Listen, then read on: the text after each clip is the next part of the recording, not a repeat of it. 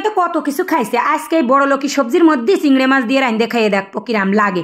এই সবজির দাম কিন্তু জম্মের কমে গেছে। বড় লোকি সবজি মানে বিদেশি সবজি, আগে তো বড় লোকরাই খাইতো, গরিবরা তো আর সহিমহি দেখিনি। আহানে কিন্তু এর দাম বিশাল কমে গেছে, 120 টাকা কেজি হয়েছে। আর লাল হলুদ যেগুলো ওইগুলো কিন্তু মেলা দাম রয়েছে। তা আমি অত দামিটা কিনতে গেলাম না, লাল হলুদ গুলো 600-700 টাকা কেজি। আমি এই সবুজটাই কিনে নিয়ে আইছি। আইনি ওর বিসি মিসি সব বাহারে দিয়ে ফেলাই দিয়ে এবার কয়টা গুঁশো চিংড়ে নিয়ে দিয়েছি। গুঁশো চিংড়ের মধ্যে একটু নুন, একটু হলদি, একটু জিরে গুঁড়ো, একটু জালের গুঁড়ো, আবার একটু ওই যে গোলমরিচের গুঁড়ো, সব গুঁড়ো গাড়া যা ছিল সব কিছু দিয়ে নুন দিয়ে ভালো মতন মাহাইয়ে থুয়ে দিয়ে এইবার একটা ডিম ভেঙে দিলাম। ডিম দিয়ে ওর মধ্যে ভালো মতন ঘুটিছি। হেচ্ছা গুটা ঘুইটে ঘুইটে যে সময় ওর মধ্যে মাহাইনে হয়ে গেছে ভালো মতন, সেই সময় ও বড় লোকি ফলের ওই পুঙার মধ্যে দিচ্ছি বইরে, কাঁটা চামচ দিয়ে দিচ্ছি। ভুল হয়ে গেছে, ওই জলমল উঠতেছে না, তাতে কি হয়েছে সব কিছু চাইছে পুষে ওর মধ্যে ঢুকো বানি, ওর মধ্যে ঢুকোই দিয়ে তারপরে এরে এক ব্যবস্থা করতে হবে। আজকে একটা ইউনিক রেসিপি রাঁধতেছি। এই রেসিপিটা খাওয়ার পরে যে এত ডহেল লাগিল, তোমাদের বিশ্বাস না হলে এরা মেরে রাঁধতে খাইয়ে দেখবা। একবার খালি কিন্তু এই স্বাদ আর বলতে পারবা না, ডেলি খাতি মন চাবে, মনে হবে মাঝে মধ্যেই এরম রাঁধতে খাই। যদিও ভালো রান্নার একটু কষ্ট বেশি, তারপরেও খাটনি বেশি, তারপরেও কিন্তু টেস্ট হয় বেশি। সহজে খাওয়া যায় না, কিন্তু মাঝে মাঝে একটু চেষ্টা করা যায়। আর এই সিমটি কলটা মেলা দিন আগে কিনিলাম, সেই সিমটি কলটা আজকে কাজে লেগে যাবে, তা কিরা জানে। তা যে কথা কতিলাম সেই সব কিছু বইরে টুরে দিয়ে ভাপে কিন্তু সিদ্ধ এনে নিলাম। ওই যে নিচে পানি দিয়ে কড়াইয়ের মধ্যে ওই গোল ওইটা দিয়ে এরে বসাই দিয়ে সিদ্ধ এনে নিছি।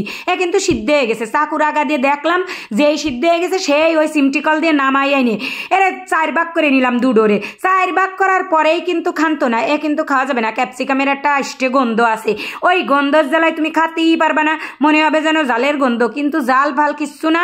ও যে পিৎজার মধ্যে দেয় কি বিশ্রী গন্ধ বাহার হয়, তা এরে যদি জুত করে রান্দা যায় ফাইন লাগে। আমার কাছে তো ফাইন লাগে, তোমার কাছে কিরাম লাগবে না জানি না। তা যে কথা কতিলাম, ওই যে তেল দিয়ে করা জিরে ফোড়ন দিছি, দিয়ে ওর মধ্যে 1 খাবলা পেঁয়াজ দিয়ে দিলাম, তার মধ্যে একটু জিরে বাটা, একটু আদা বাটা, একটু রসুন বাটা, একটু ধনিয়া গুঁড়ো, একটু জালের গুঁড়ো, একটু হলদি, একটু নুন, সব কিছু দিয়ে একটু পানি দিয়ে ভালো মতন কষাই নিচ্ছি।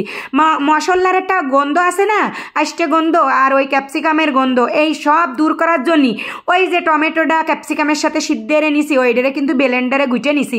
গুইটে যে সময় একদম জল হয়ে গেছে, তার মধ্যে মশলার মধ্যে দিয়ে ভালো মতন গুটাই নিছি। এইবার একটুখানি চিনি দিলাম আর গরম মশলা বাটা দিলাম, দিয়ে ওই মশলাটারে আর একটু কষাই নিয়ে পানি দিয়ে, এই পানিটা যে সময় বলক উঠে যাবে সেই সময় ওই বাক করে করে থুইলাম যে ক্যাপসিকাম, ওইটা কিন্তু বসাই দিছি। দেখো চিংড়ি মাছ কিন্তু ছুটে যায়নি একটাও, ডিম সিদ্ধ হয়ে গেছে, চিংড়ি মাছ সব কামড়াই ধরে রেখে দিয়েছে।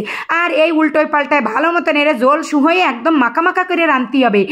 একদম যত জলে যত টেস্ট বানাতে পারবা, এই রান্নাটা তত ডক হবে, বুঝছাও। এই ক্যাপসিকাম কিন্তু বড় লোক ফল, বহুত আগেতে বিশাল দাম ছিল, এখনো দাম আছে, কিন্তু এইরাম যদি সস্তায় পাওয়া যায় তাহলে কিন্তু বস্তা ভরে আইনে এইরাম তরকারি রাঁধতে খাওয়া যায়। তরকারি কিন্তু হেভি টেস্ট হয়েছে, একদিন রাঁধতে খাইয়ে দেখো।